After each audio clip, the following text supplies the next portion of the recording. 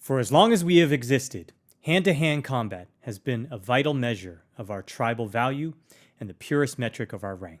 Dominant alphas have been decorated in spoil and treasure, conquered borders, and later wore gold on their fingers, necks, and waists. Cung Lee is a multi-disciplinarian martial artist, an actor in Oscar-nominated films alongside actress Zhang Ziyi of Crouching Tiger, Hidden Dragon, the head coach and mentor for the Ultimate Fighter China TV show, and the founder of his very own fighter flight school, where he makes Rambo First Blood look like child's play. He is a father, a husband, recently a grandfather, and a devout man of God. But don't let that fool you. He is still every bit combat ready. Today, he shares his life story, his philosophies for training and elevating success, and how he is passing on his legacy and craft to his sons. Without further ado, this is my Upgrade Me interview with the one and only undefeated kickboxing champion and UFC star, Cung Lee. Well, thank you, Brother Lee, for being here. It is absolutely an honor to be with somebody of your stature and your accomplishment, to pick your brain about your story and your experience. Thank you. Thanks for having me. I'm honored to be on your show. You've done some amazing stuff, represented the Asians, and I think it's united we stand, right? Absolutely, absolutely. So my first question is, how did you come about starting to use the hammer grip as a punch? Okay, so that punch is a spinning back fist, right? Yes. So I throw a combo and I throw a spinning back fist. Yep. I study a lot of different fighters, right? And sometimes I don't even know their names, but when I watch it and I see after they do a technique, and I watch not just for that move and what it did, but I watch the setup and how they kind of like bait the fighter to move a certain way. So when they throw something, it brings up the other fighter's guards, and then they spin into it. And because they're protecting, when someone's throwing straight punches down, they're covering up. And when they spin, the open area is right in the ear, and that's where the spinning back fist hits, and I just start, practice makes perfect. And the more you use it in practice, the more likely you'll use it in a match or, in a self-defense situation. Because my saying is, it's not about like picking your targets, it's about what's open attack and what's coming defend. Right. Yeah. So it's like a chess match, actually. Yes. That's really fascinating and unique. So what sets you apart from other fighters is that a traditional spinning back fist might hit on a different part of the fist, but you somehow had kind of pioneered using this hammer grip bottom of your fist. How did that come about? Did you find that it did more damage? How was it different? Actually, I started hitting with the hammer fist because when I saw certain fighters back in the kickboxing, above the waist kickboxing days, when they do the spinning back fist, they would hit with this part of the fist. Top of the knuckles. And in my first Sancho fight, it was in Sancho is the Chinese style of punching, kicking, sweeping low and high, and then takedowns. Right. And then once you take down, you can let them up. But in my first Sancho tournament, it was the U.S. Opens. I went there and I broke my hand and my foot, but I won 2 different divisions. And when I came back, I was having issues with my hands. As you see, it's still a little bit, bulgy, right? So I was having issues when I was hitting the spinning back fist with this part of the fist. So I turned it so it hits with this part. And I noticed it did more damage because usually when you hit someone's skull, someone's skull usually is harder than the knuckles. Right. So most time you can break your hand. So already this part was already sensitive to taking impact. Pressure. So when I turned it here, I didn't feel anything. And I was doing more damage. Right. Yeah, that's super unique, and you have a bunch of different unique moves that are adaptations from kickboxing, but just kind of twisted into your own unique style.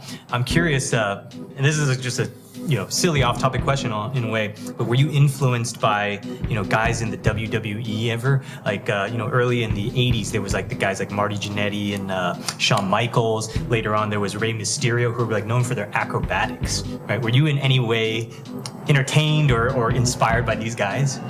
With WWE, I just watched it for a bit. I remember back in the day it was either Hulk Hogan or Sergeant Slaughter. For sure.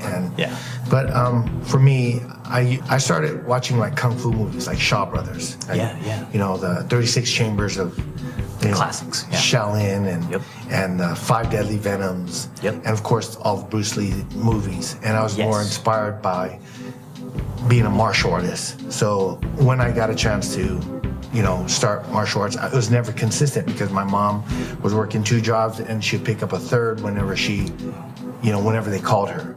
Just because we were, you know, we're immigrants and also, you know, before we even got to America, we were in refugee camps in the Philippines before the fall of Saigon, a week before the fall of Saigon. And then from the Philippines, we were there for like 3 months. Then we went to Guam for like 6 weeks or something. Then we got shipped to Monterey. So it was during that tough time. Would you be able to explain, as though you're explaining to, say, a 10-year-old, the difference between a Wushu Sanshou, the Chinese kickboxing style, versus, say, the Thai kickboxing styles? There's a lot of differences in the stand-up martial arts. Like in Thai boxing, they sometimes even fight without gloves and just like bare knuckle. And the Thais fight, they either fight 3 rounds or 5 rounds. But like the high level Thais, they're always like in title fights are fighting like 5 rounds. But like Sanshou, like you can punch or any kind of boxing, you can kick low, middle, high, just like Thai boxing. You can also, as a professional, you can throw elbows or knees. But like for me, what I pick up from the Thais is everything that they throw is like, you know, shin bone, very powerful. And while the Sanshou style, they throw the side kick more often. That I noticed the higher level fighters, from the Chinese to the Russians to the Iranians, you know, they throw a lot of side kicks. And they you know, there's a lot of guys that, you know, will develop their leg kick like a Thai fighter. So it's a combination of all different styles that you can use in Sanda, which throws, you know, Greco-Roman throws. You can catch the kick and sweep or pick them up or double leg. And then, of course, Thai boxing, you can't shoot doubles or you can't souffle someone. Any throws has to come, you know, and twist, and you can't like hip in. So, I mean, there's a lot of differences. It's just, you got to make your style. And if you're fighting in that style, you got to know the rules. So you want to be able to, you know, adapt to each fighting style. And if you have to, prepare for the fight the right way. Of course, and also all the little elements that you use, like the side kicks, the back kicks, the Thai boxers don't use it as much as like what Sanshou would use. So if you were to, like, say, cross over and enter as a Sanshou fighter, trained fighter, into like a Thai kickboxing match, would that be like a lot of different kind of transition to go into that, or are the rules similar enough that you could kind of cross over once you've already kind of developed your foundation in one? There's a lot of similarities between Muay Thai, kickboxing, and Sanda, but then there's a lot of different techniques as well. Like Thai boxing will do it a certain way. Whether it's like a throw for Thai boxing to get points, and then like the Sanda, you can use any kind of throws as long as you're taking down your opponent, you know. And there's been a lot of like Muay Thai versus, you know, Sanda, where, you know, the Chinese team would bring the team from Thailand in. And at first, I remember back in the day when I was like maybe 10 years ago, I was studying it, the Thai boxers most of the time would win. But I'm seeing some success from the Chinese fighters now because they're adapting and they're getting used to all that, the brutal leg kicks and the knees and the clinch that the Thai boxers have. And sometimes it's not the style, right? A lot of people, what style is the best style? Well, it's the fighter behind the style and the fighters that's willing to evolve as a martial artist. It's just like what we live in today. look at all the different nationalities, but we stay together, we're stronger. But like just like in Thai boxing or Sanda or BJJ, you want to be a complete fighter. So you want to know a little bit of everything and always have that teacup half empty. Sure. So when that teacup's half empty, you already know something. All the knowledge that you have is that's your half teacup. So the other half, you're open to taking, knowledge from other styles or other teachers, other coaches, and then you become a more complete fighter. I think that's my goal. I'm not about like what style. I'll take any style. Whatever works, I will use. Sure, absolutely. No, it's very apparent in your get it done attitude and style, for sure. Yeah, I admire that.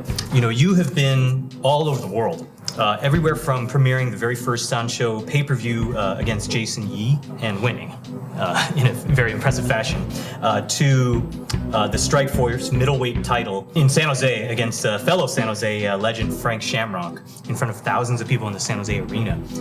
What is your favorite fight and favorite venue of your career so far? Great question. Favorite fight, it's got to be, I have 3 favorite fights. Let's go from bottom up. Number 3, I would have to say Rich Franklin.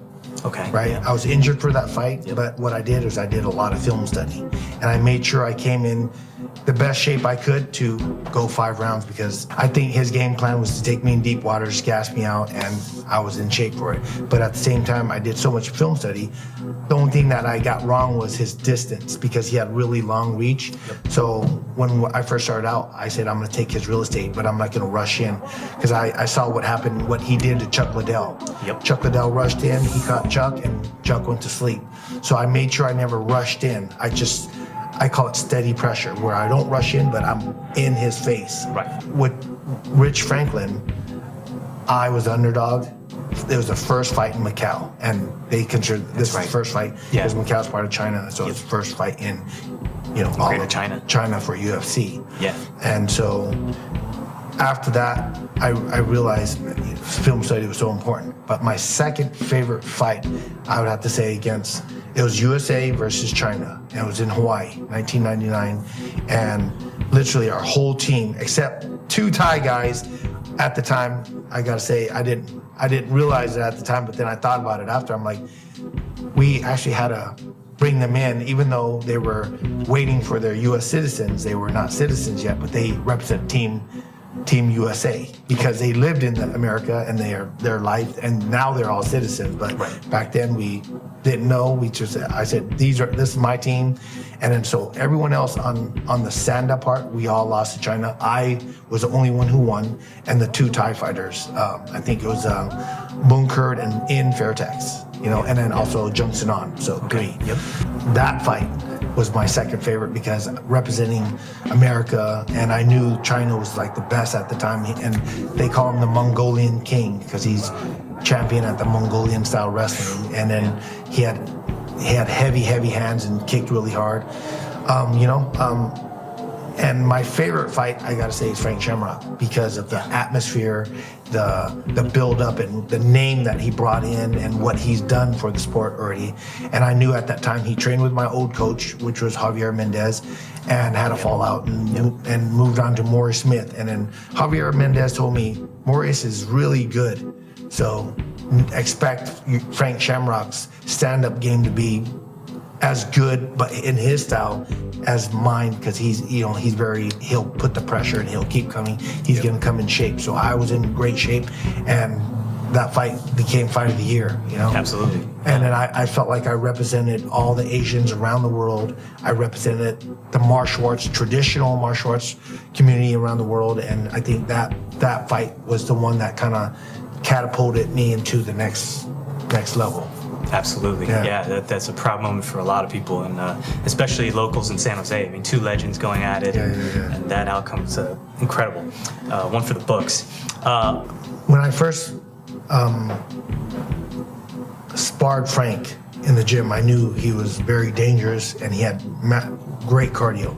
Yeah. But I noticed every time he blocks, like if a boxer throws a hook or a jab, you either move out of the way or you roll with the punch, right? Yep. And I noticed every time I threw a kick, he would block it like I'm throwing a punch at him, but it was my kick. So I'm hitting him with my shin. And I remember I hit his arm, and he just blocked with one arm. Wow. So I said, I'm gonna keep kicking at that spot. And I knew I heard it either in the second and then in the third round. I knew that something was wrong, and then that kick, when I did break when the bone snapped all the way through, it sounded like a gunshot. It was so loud. I already knew, and he was still standing there. So mad respect to him. He still tried to punch me with that hurt arm, right? Adrenaline going, right? And then I kicked him in the face, and I remember I just nodded to him like, good exchange. And I walked back to my corner and I sat down. And I remember Javier saying, all right, this is what you need to do. You need to pick the pace up. You hurt his arm. I said, it's over. He's on, it's not over till the fat lady sings, right? I'm like, he's on the ground. I don't think he's getting up. I broke his arm. And then he looks over and he looks back at me, and there was like that moment, like, shit, I'm off. Surreal. I was celebrating. He's like, go celebrate. And I jumped up, and I remember the whole corner, we were just like jumping. The whole arena going nuts. Going nuts. And then that time I was like, I didn't feel anything. And I remember I was like walking. Yeah, I was like so pumped up. Then when I got to the back, and when everything calmed down, I was like, it just hit me. I'm like, oh man, everything's like, shit, take me to the hospital, you know? Yeah, then, for sure. Then I didn't even get a chance to go to the hospital. On the way, I remember someone threw me an after party. Oh my God. So I had to show up at the after party, and I was like, hey everyone, I gotta go to the hospital to see this. I gotta get it stitched. And they're like, have a drink with us. I'm like, I haven't eaten anything. And so I started grabbing like finger foods. Yeah, finger foods. I remember some calamari, some chicken strips. And then, Oh my God. And then I was eating it, and I was like, oh, that burns, right? And they're like, someone comes with a glass of wine and a straw in it, and I'm like, okay, toast to everyone. And then then next thing I know, I'm like, I had to go around to some tables with all the sponsors. Wow. I toasted everyone. I'm like, all right, guys. And at this point, I'm like, whoa. I'm Really got to go to the hospital. Yeah. No, I'm like almost like borderline drunk now, right? Yeah. Like, I got to get out of here, guys. Sorry. So I went to the hospital, and then started getting stitched up. And I remember that's the first time Channing Tatum went to my, for a fight was that one against Frank Shamrock. And he showed up and tried to play a prank on me. He was and I was so, because everyone fed me drinks. I didn't even know. I thought I was a doctor.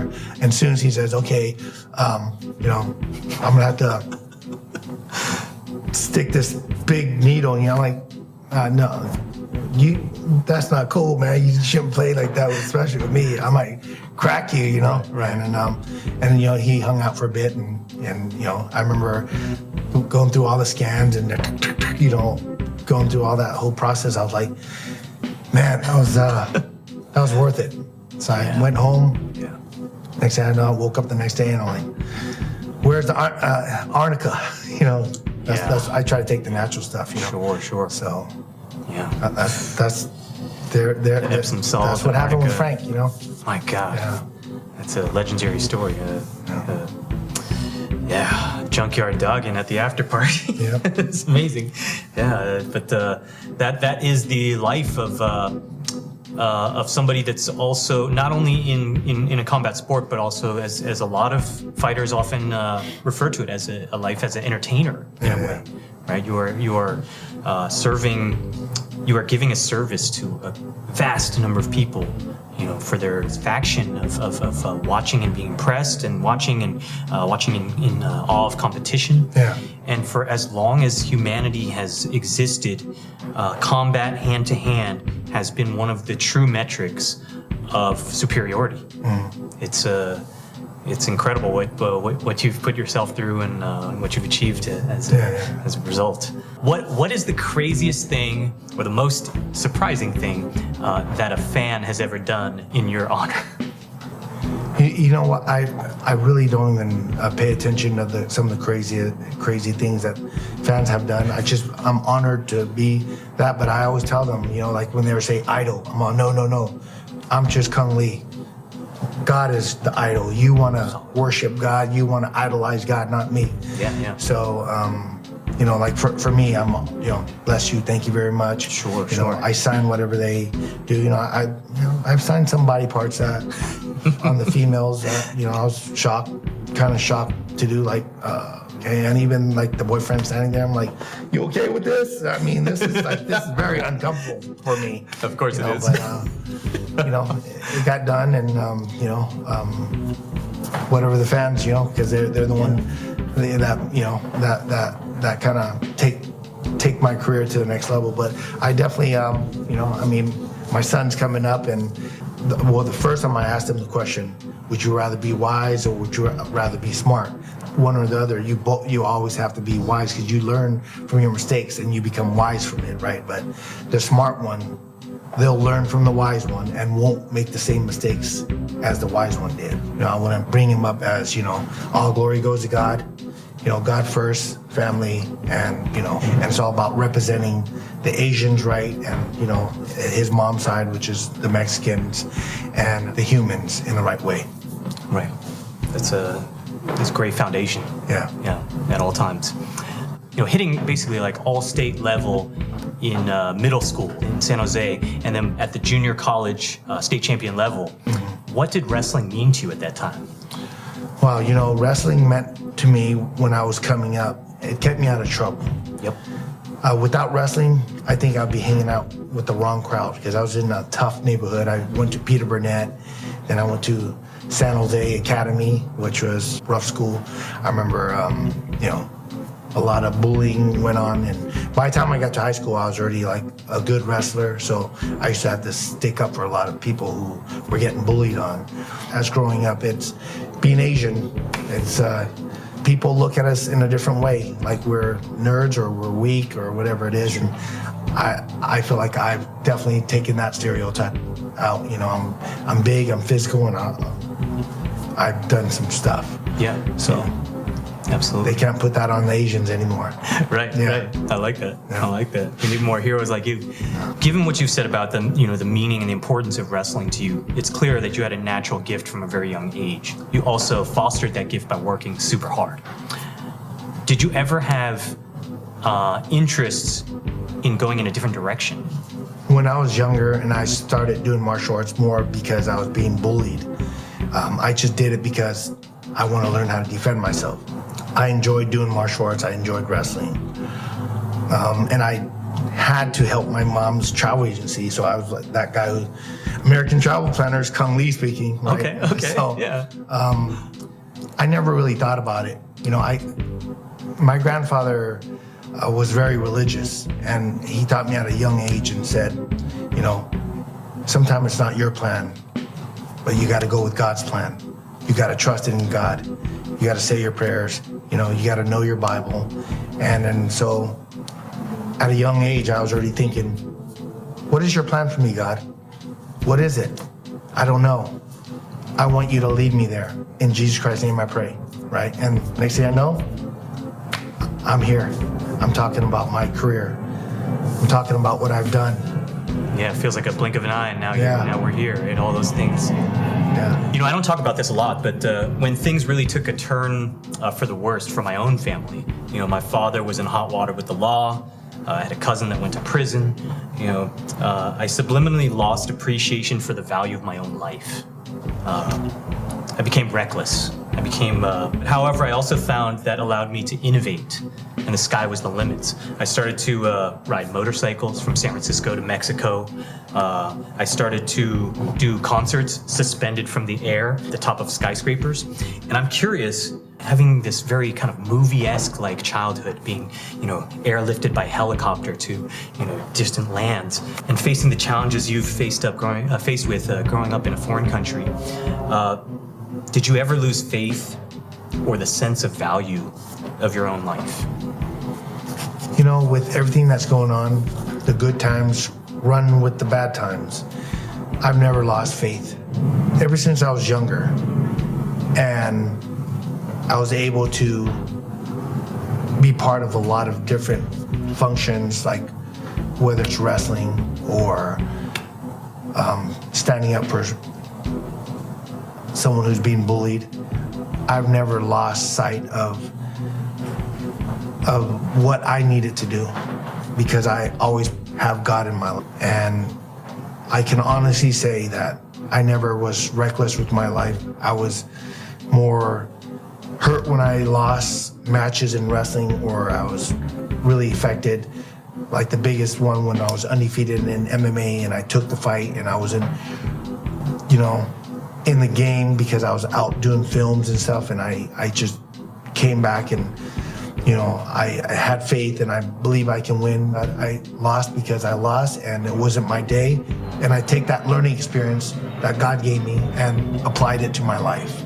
Every time I wake up, I feel blessed. There's a roof over my head. I walk to the refrigerator, there's food in my refrigerator. Now that I have a family, my kids are fed, they're going to school, they're doing good in school, they're good human beings. I'm tight on how I raise them, and I want them to be better than me. So, never. Wow, that's incredible. Yeah. There's a lot of fighters that get stuck in these ruts where they're fighting kind of past their prime, but they still need money. And so in a way, you can see, every time you step in the ring, you're risking your life, right? But risking it only for the sake of this possible payday, it can be seen as reckless. But that's what inspired me to ask you the question, because it does seem at times that certain people may have lost sight of the value of their own life if they're really at the line and at the edge and willing to actually risk it all. Yeah. Well, like a lot of people don't understand what goes in behind the closed doors of a up and coming fighter or a new fighter or a fighter that's a seasoned fighter. Sure. Or a title contender. Yep. Or even a journeyman. There's a lot of different dynamics, as everyone has different hardships in their life. But when you become a fighter, there's more pressure because you're up there and you're looking at another skilled person who can hurt you. Yep. And you go in and battle for the payday, for the entertainment, for the fame. Because at one point, against Frank Shamrock, even at that time, it wasn't about social media for me. Back then, I had a Facebook, and that was it. I didn't have Twitter. Yep. I didn't have Instagram. I just did my interviews, and my focus was just on the fights. Yep. Nowadays, they're on their phone, and of course, it's what elites have implemented into the school system, into the social media, into the media that has everyone brainwashed. Me, I would try to keep my son focused on the goal, right? Your goal, to be a good person, to be successful, and to honor God. And that's the three things that I focus on, and everything else falls in place. Martial arts, just like hip hop, has always encompassed multiple pillars. Right, in hip hop, you have emceeing and rapping, you have DJing, you have breakdancing, and you have graffiti, and they all intermingle with themselves and rely on each other, right, to hold the roof up. Martial arts is similar in that there's training, there's the lifestyle, there's the transfer of energy, say like in Qigong, and there's the philosophy. According to your IMDb page, in 2014 you went up against the giant UFC in a legal battle, and then you retired from the UFC in 2015.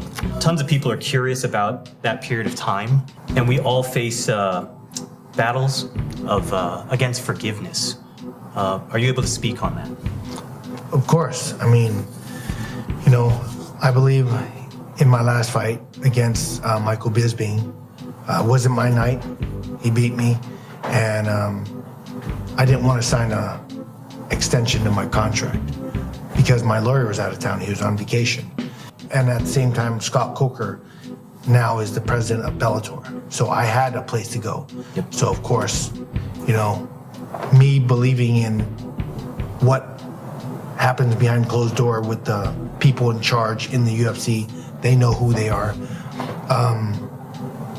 I felt like if I don't stand for the fighters now, maybe one day, because at the time my son Anthony was like, I want to fight, I want to fight, I want to fight. So I was already training him.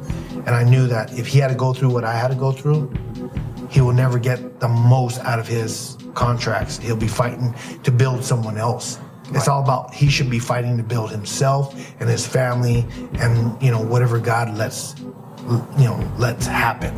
Because it's all about God's plan for us, And so I decided to take on the lawsuit after I talked to Rampage. He brought me in, introduced me to Rob Macy. And Rob Macy is the lawyer who brought the whole case together with Carlos Newton, who was a UFC fighter. Carlos was telling them, hey, this is what we need. The fighters aren't getting this. They're getting ripped off by the promoters because they look at boxing. The boxing is getting paid this much, and the MMA fighters are doing way more. And then people are like arguing about, well, boxers, they go, longer rounds, and people are coming to see their fight. Well, you look at it. MMA is the fastest growing sport in the world. It's now surpassed boxing. Yep. Not certain boxers in pay. Sure. But now one person Yep. on the whole card is getting good pay is Conor, right? And then other fighters are starting to make millions, but why are they not making tens of millions like the UFC? And without the fighters, there is no UFC. That's right. That's what UFC doesn't think. UFC believes that it's because of them that built the fighters. No, there's other. Mark Cuban was looking into getting into MMA. That's right. If he built the Mavericks, he could have built an MMA league. 100%. He just didn't want the battles against UFC. Why? So he made a choice and he didn't go along with it. But Affliction tried to do shows, and UFC just kind of cornered the market.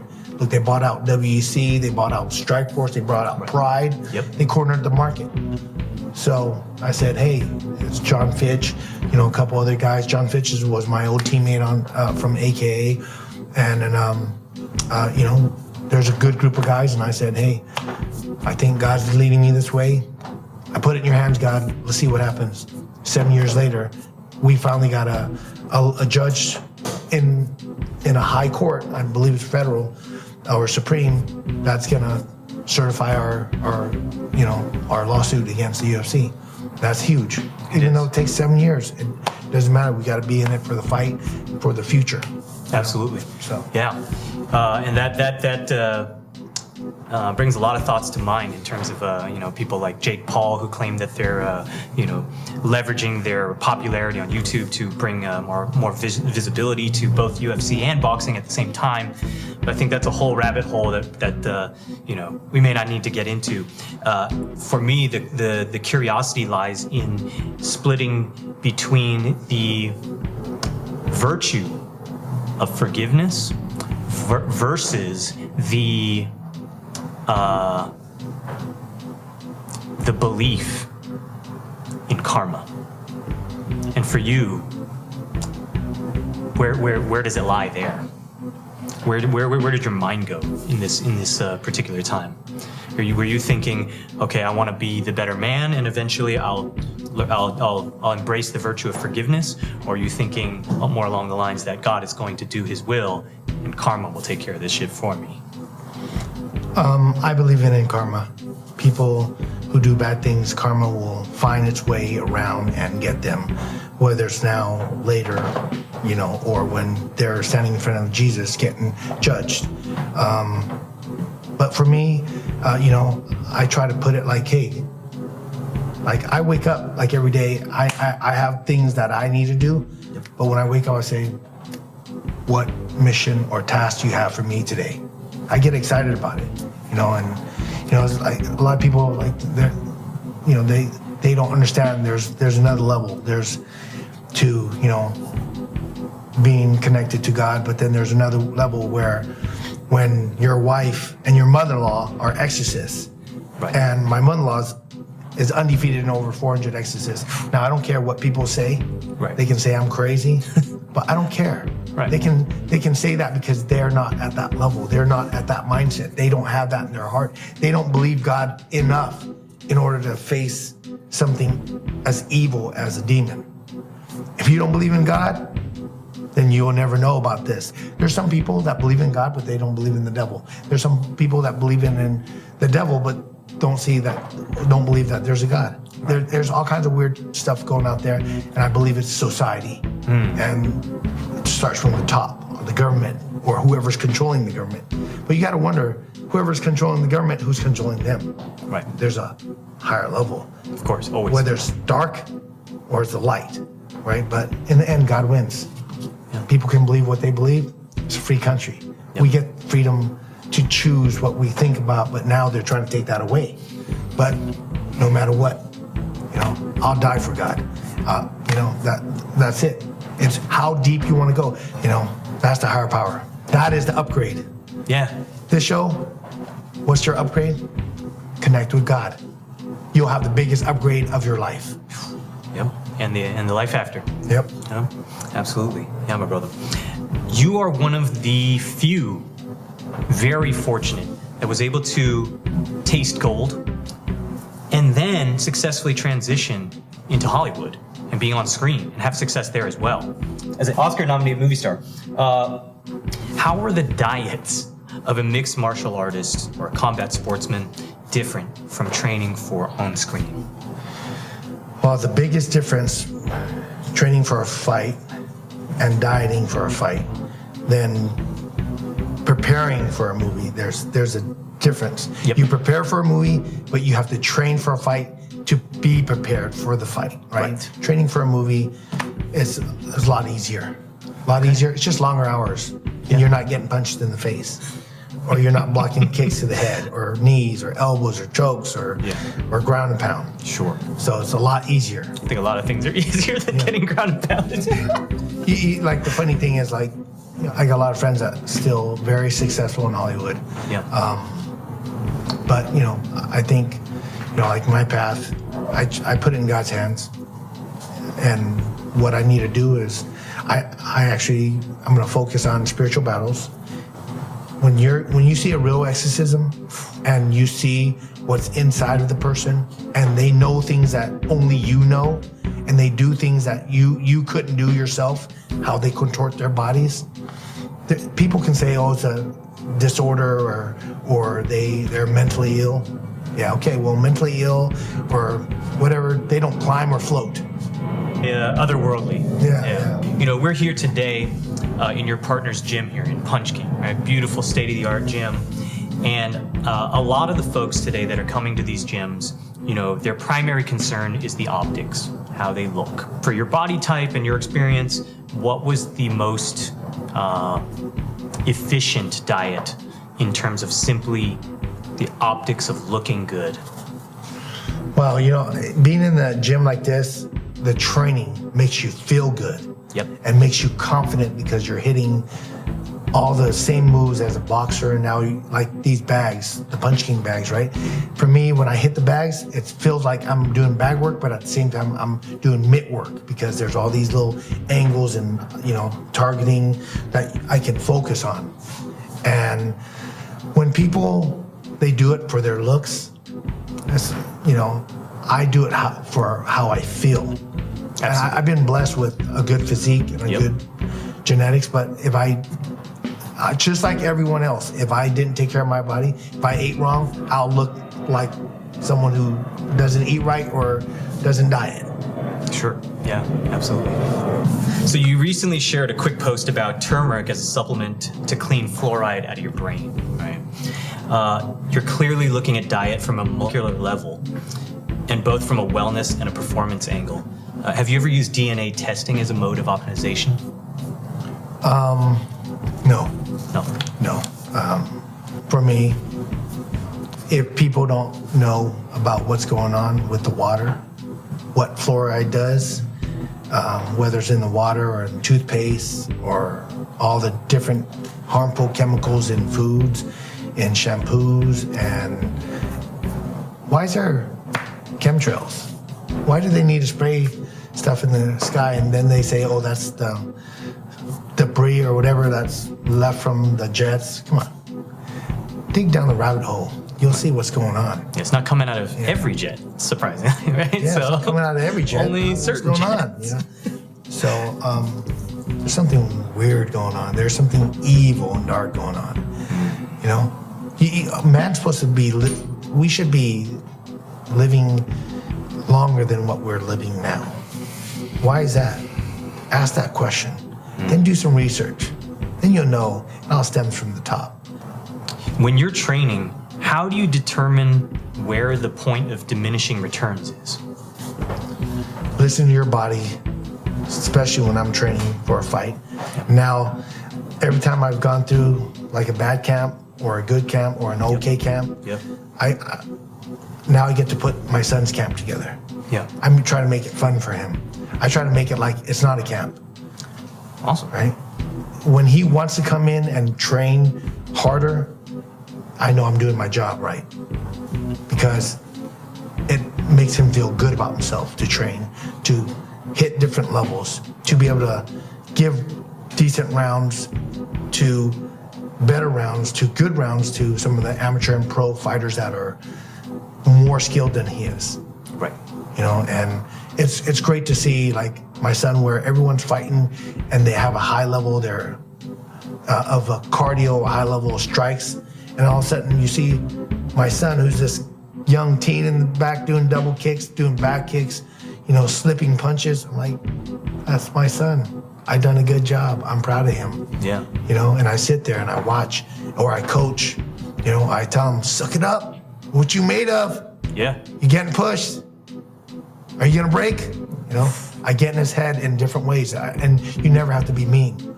Right. You know, I just raise my voice a little bit. He knows, oh shit, my dad's upset about something. Go time. Yeah. It's go time. Yeah. He bite down this mouthpiece, chin down. Let's walk this guy down. I don't care. You know, and that's the champion attitude you want to see. You know. Absolutely. And, yep. So at the same time, I get like my fix from seeing him fight.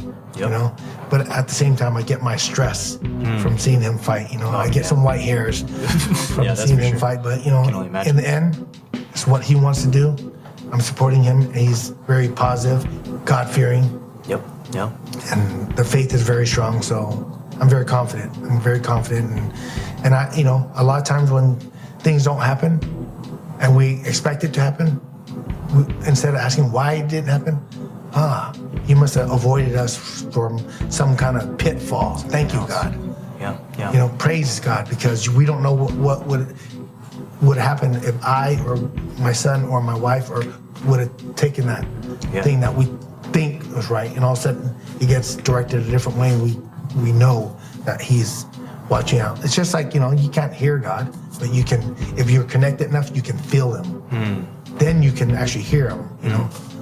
So it's interesting, you know, it's really, really beautiful that you're able to have and share this together with your son, right? And he's cut from your cloth, so I mean, there's no question about, you know, a big portion of why he's, you know, tasting success now is he's come from your loin, right? Yeah. Speaking of putting your chin down, sucking it up, and going in, best foot forward, guard up, do you believe there's a way to develop what they call in fighting a granite chin?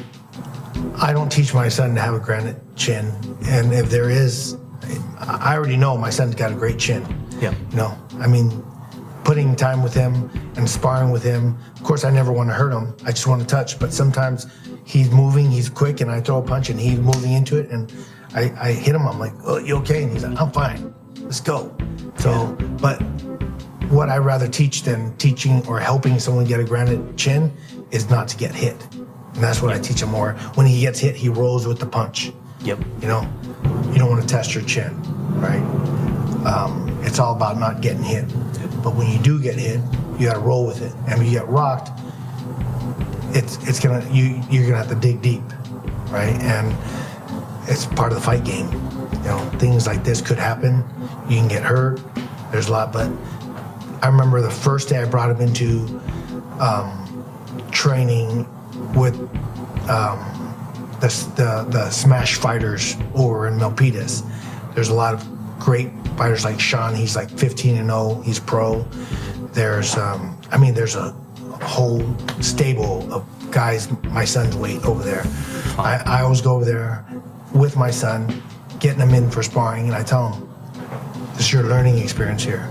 You get hit, it's part of the game. But the first time I brought him back, now he's older. He's big like these guys. Before he was training with them, they took easy on him because he was a little kid. Yeah. Well, now he came back. I remember the first day, I said, pick that guy. I made him pick all the animals. I knew he was going to get his ass lit, and I wanted to see what he was made of. Yeah. And I had trained him to a point where his defense was good. He blocked all the head kicks. Some of these guys were trying to knock him out. I was like on In the side, sparring. my hands were, I was like, I should have brought my sparring gear because I wanted to go kick all these guys' ass, Yeah. beating on them. But I said, you know what? He's holding it in. I remember a couple times I can see like he was ready to cry and break down, but he didn't. He sucked it up. And then I said, hey, this is real fighting here. He's all right, we'll be back Thursday. I'm gonna do better next time. I'm like, okay, he has what it takes. That's all I said. Got home, Epsom salt, baking soda, get in the bath, son. Right. And then got him there, let hot ass water. Then 30 minutes, I said after 30 minutes, drain it, sweat it out, let cold water just run over you for 5 minutes. And then I gave him a bunch of,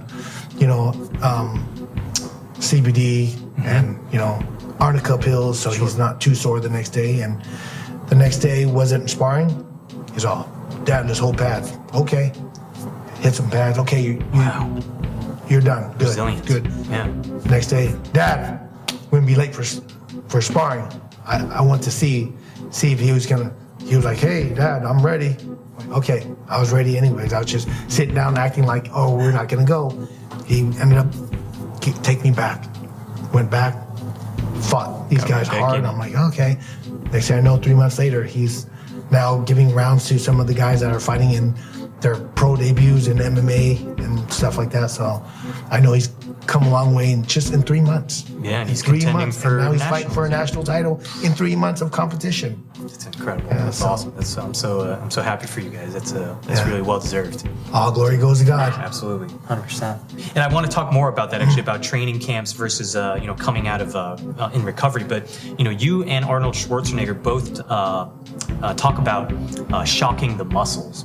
Now, do you feel that there's an age-appropriate group for that? Like as we get older, like is that still appropriate, or is it something that is for more of like kind of up-and-comers? Talk about that. Well, I think whoever comes in with a no fitness level to a beginner fitness level, intermediate fitness level to advanced, right? They've gotten there however they gotten there. Yep.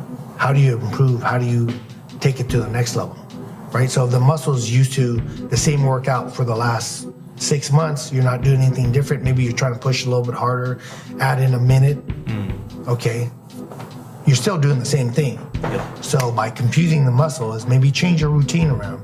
Maybe add 3 different things that are different into your training, right? So I always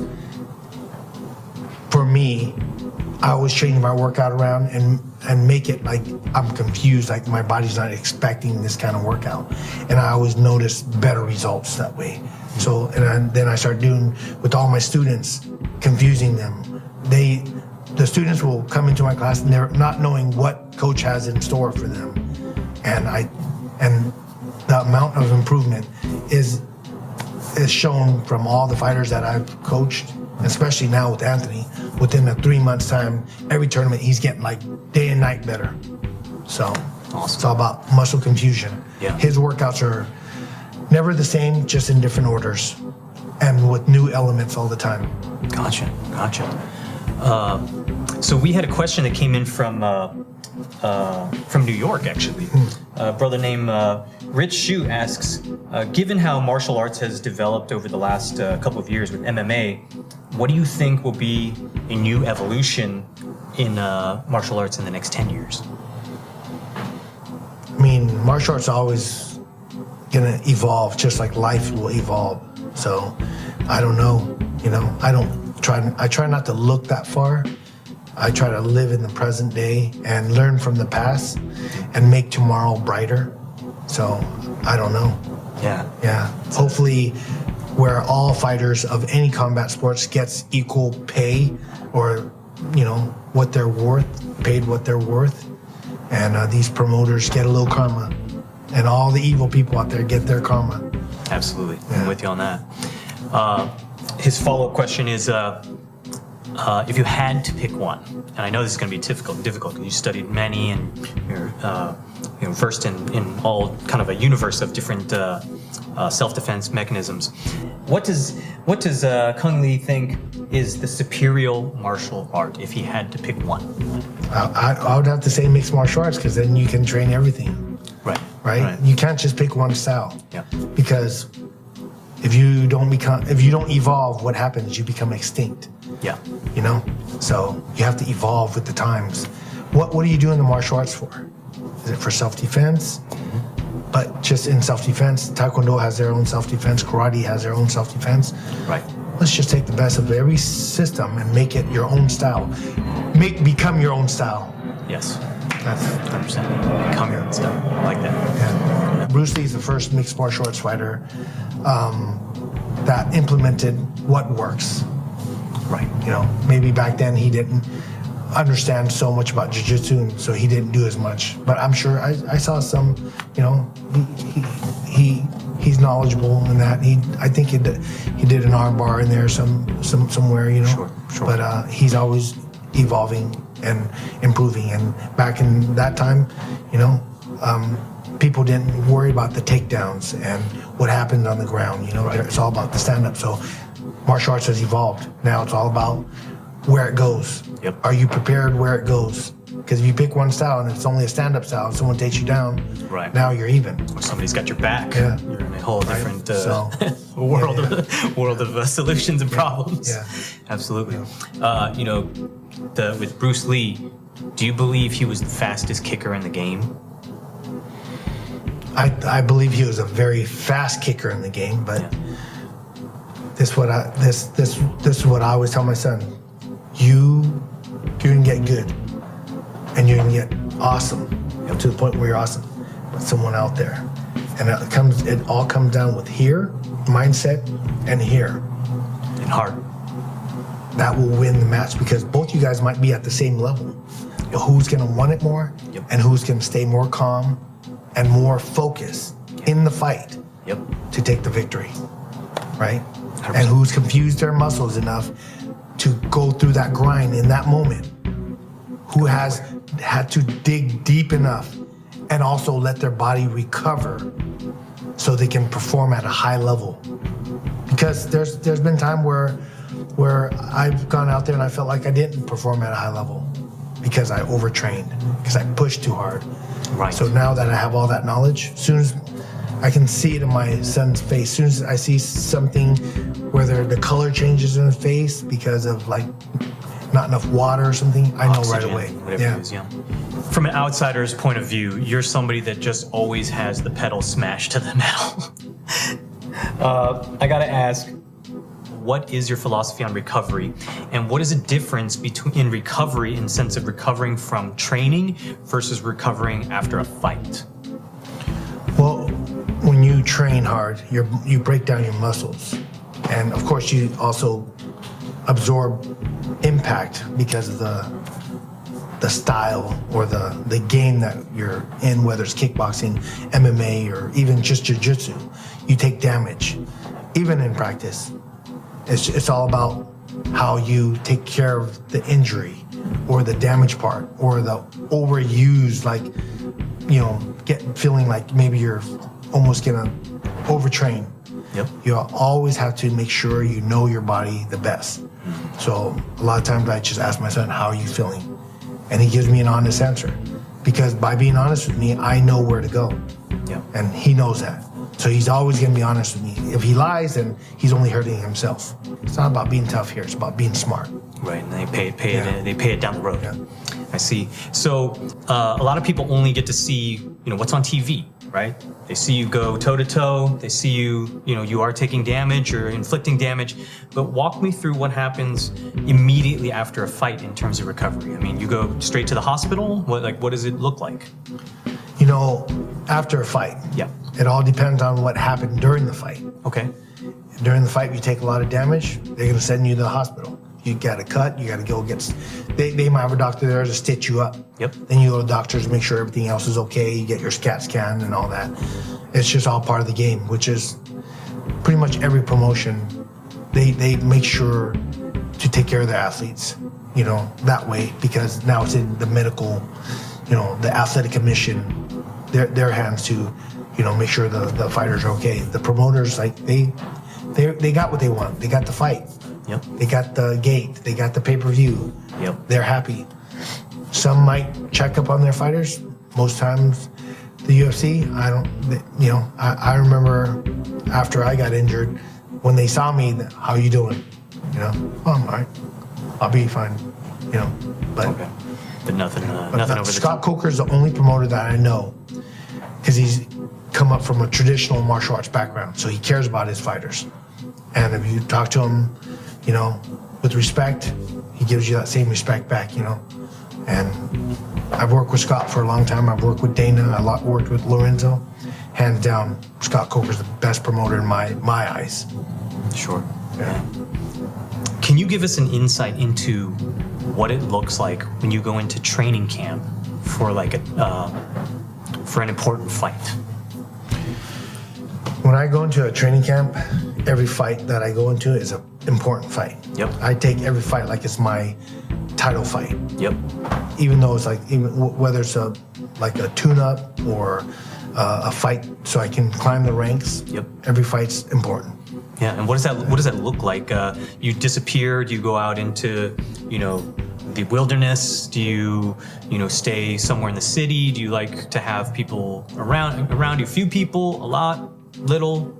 Like what does the process look like? And how long is it, first of all? For me, a training camp can run from 10 to 8 weeks. Okay. 8 to 10 weeks is a training camp for me. Yeah. Everyone's different, right? Everyone has their own team, however they work it. But like for me, I go into a training camp and I try to have everything broken down. For me, it was always here. Yep. Right? I would just train until I start feeling my body. As over the years of training, I know my body. Sometimes the trainers push too hard, and I just get through it, and I just say, hey, that was rough training. I probably need a little bit more to recover. Yep. As you grow older, you need a little bit more recovery time. Yeah. So you just got to go with the times, Talk about the feeling about becoming a father versus becoming a grandfather. All right. Becoming a father is an amazing feeling, right? Of course, my first son, Cung Michael, and it wasn't much different when Anthony came into the world, I was excited. I probably a little bit more excited for the second one, because the first one was more nerves. Yeah. Like, what's going to happen? When Anthony was coming into the world, I was like, wow, I'm blessed. 2 sons, and I was like, we'll worry about the daughter later, and I got another son, so, now my 2 sons can train together and do all this. And, for sure. And so that was more exciting for me, and I was able, now I had the experience of raising 1 son. I already had the experience, so I knew what I had to do. Because the first time was like treading on new, test grounds. A new, almost a new venture, right? It's so I got all the knowledge, and from the first I knew these were the steps I was gonna take for Anthony for the second, because I made some mistakes, and I want to always improve and be better as a human being all the way around, not just a father, husband, best friend, or whatever it is in life. I just got to do it to the best of my abilities, and by learning from my first son, going to the second, I was excited about it. Yeah. So. And then more recently, you became a grandfather, right? Yep. My oldest son, it happens, I was the one who talked to him about, out the birds and the bees, at a young age. And obviously I should have pushed it harder on him, but God blessed him. And now I'm blessed with a granddaughter. There's two different feelings, right? Yeah. You at first I'm like, whoa, I'm gonna be a granddad. Yeah. Crazy. I can't believe it. But then, hey, he broke the boy mode, because it was like, right. There's, brought a girl to the tribe. Yeah, brought a girl to the tribe, and it's I just feel blessed. Absolutely. God is great. Yeah. Yeah. Awesome. Is it common that you could go into a fight with someone you've never sparred with? Oh yeah, all the time. So that being the case, What are you feeling out when you first step into the ring with someone you've never sparred with? This is how I see it. When I step into the ring, whether I studied them or not, I try to blank out my mind. And whatever comes at me, whatever his attacks are, it's basically, I defend what's coming and I attack what's open. Then there's levels to it. Then when I start scoring and I start getting the edge and I start feeling comfortable, now if I want to try to finish the fight, or if I want to get my scissor kick, or I want to do something, badass. Something flashy and crazy, yeah. Then I start setting him up for it. Yep. Then things open up. What's open, I get the shots in, and now he's worried about that. Now I can transition into what the fans will be like, oh my goodness, did you see that? Right. So that's kind of like the mindset. I don't do it until I know the fight's in the bag. Right, yeah. Right, absolutely. And sometimes it's open, I just got to take it. Yeah, absolutely. Seize the moment. Attack what's open, defend what's coming. That's a great way to look at it. Yeah, I think that's. I'm glad I was able to hear that from you.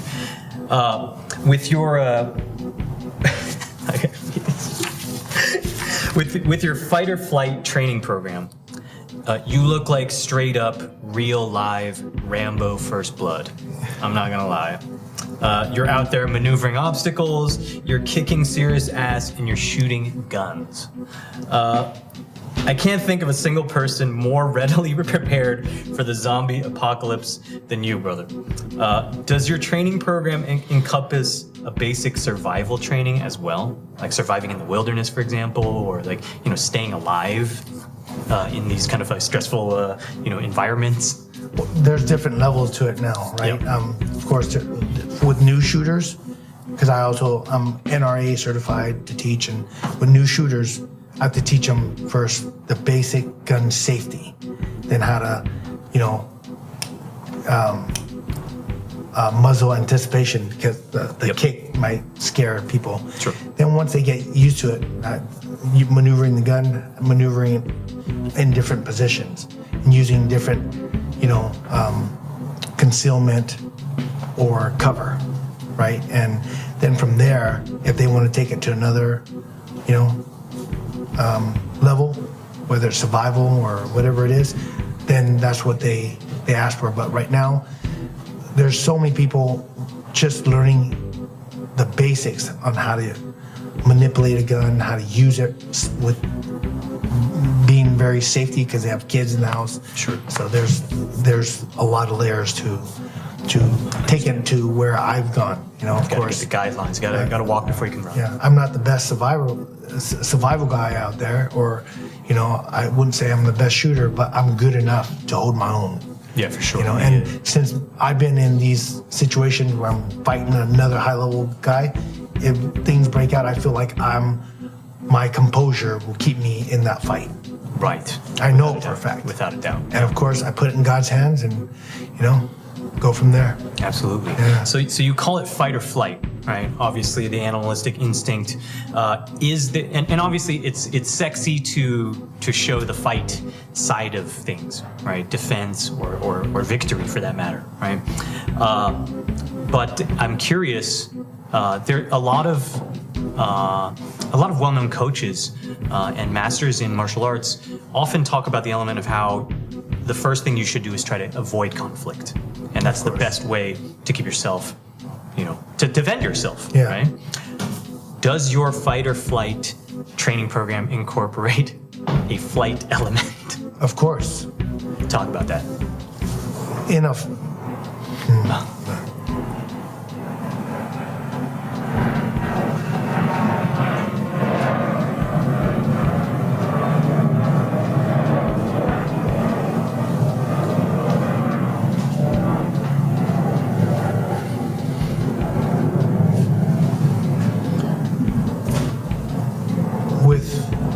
My fight or flight experience, just like when your body has done enough, and if you do more, you get burnt out. You got to know when to fight, when to run, when to take flight. Right. If I'm able to avoid, being in a situation where I have to pull my gun or put hands on someone, that's gonna come first. One, I don't wanna hurt them. I don't wanna take their life, because in a fight or flight situation, you're fighting for your life. Yep. So if you're gonna, there's no time, I'm gonna shoot this guy in the leg. If I'm drawing, I'm shooting to kill. Yep. That is how you have to go into it. Because look at what's happening now, especially with the Asians. Right. They're going after our elderly, and now they're not even scared. They're going after couples. They're going after younger Asian, and it's only going to get worse. Like a lot of people, I feel that people like to live in their bubble. They're comfortable in what they do every day. Yep. They've gotten disconnected with God. And every time I talk about God, that always comes in. It's funny. Flying over. Fly by.